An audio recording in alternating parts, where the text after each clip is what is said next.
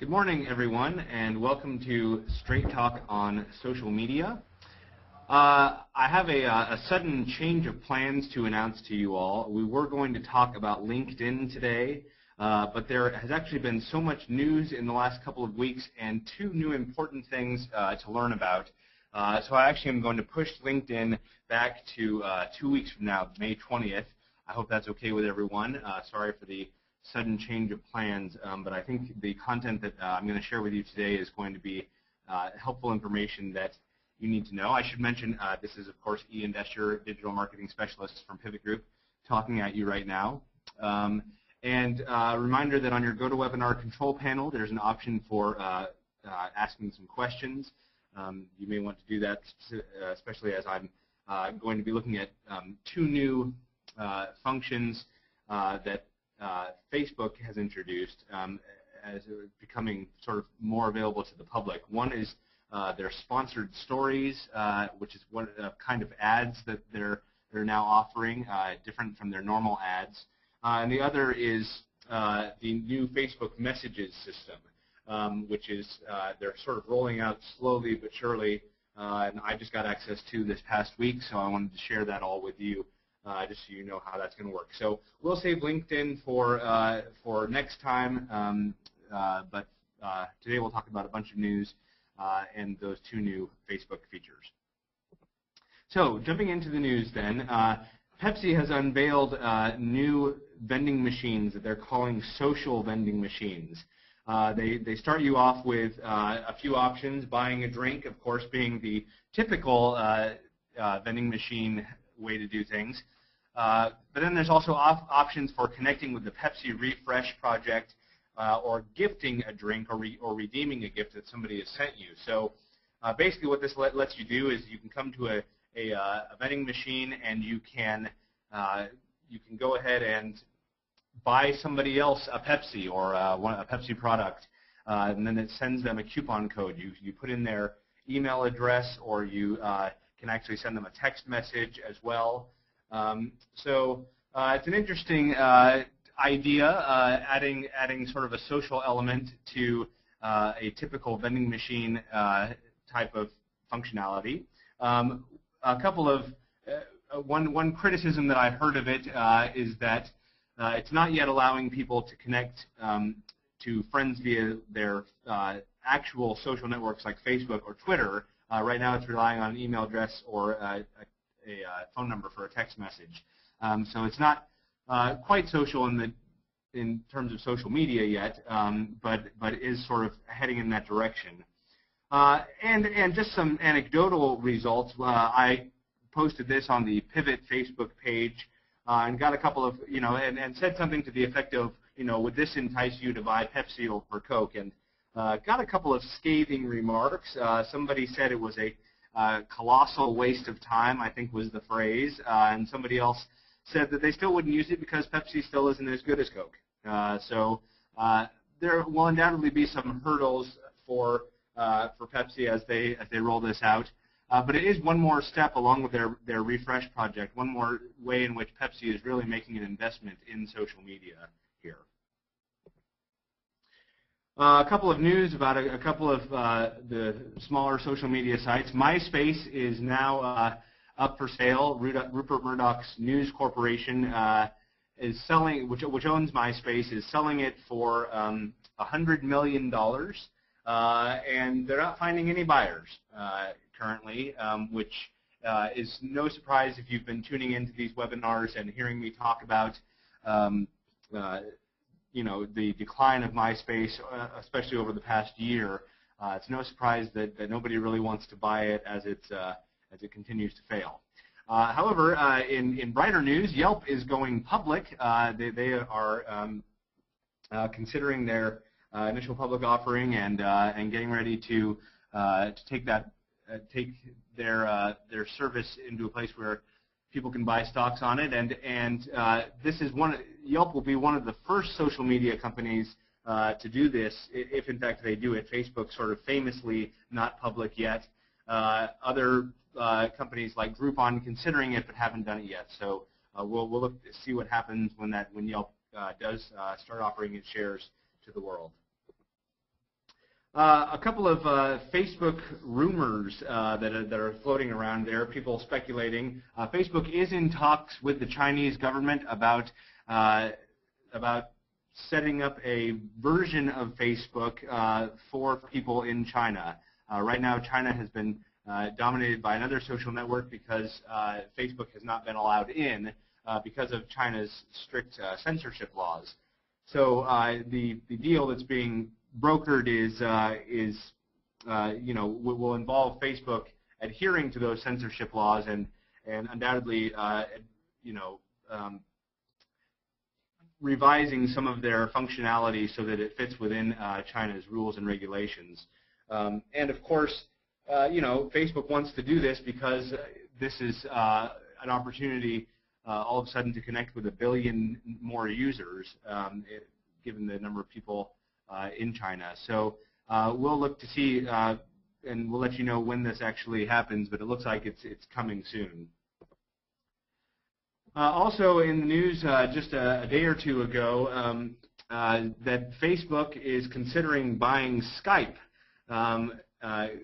Evidently Google is also in talks or looking at a possibility of a purchase of Skype also. Facebook has been working closely with Skype, doing some of their connecting Skype up with Facebook to introduce what they've called social calling, so that you can easily call your friends that you're connected to through Facebook using Skype's functionality. If Facebook goes ahead and acquires Skype, it may end up being that you can call people directly from within Facebook, I think would be the likely outcome of that. So again, a rumor for now, something that's being it's being negotiated right now, but we'll let you know if that ends up happening.